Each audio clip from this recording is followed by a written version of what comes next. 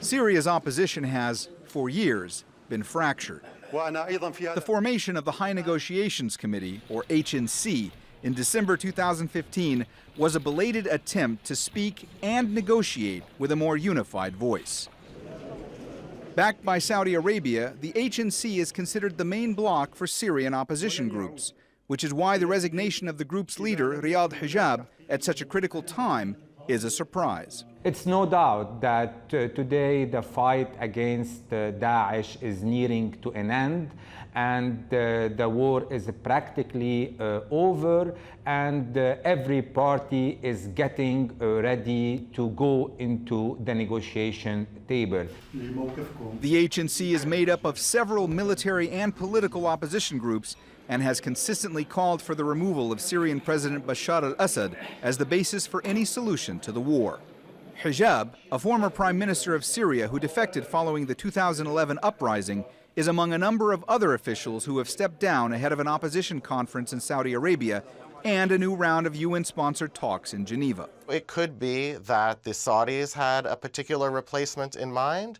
It could be that he was frustrated that things were going nowhere and didn't want to go through a sort of farcical display at these meetings. Until now, the main rupture within the opposition has been between the HNC and two other dissident groups, the Moscow and Cairo platforms, which have close links to Russia and are tolerated by the Syrian government.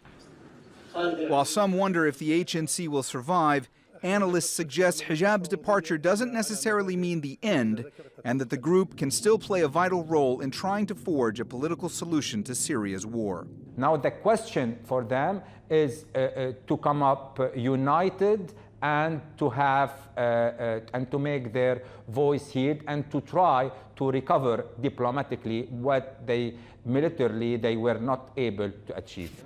Hijab announced his decision to step down on Monday without explaining why. In some ways, it's a bit of a PR sort of position. It plays well to a Western audience. It plays well to the other powers in the region to make it seem like there's someone speaking for all of these groups, when in reality they don't.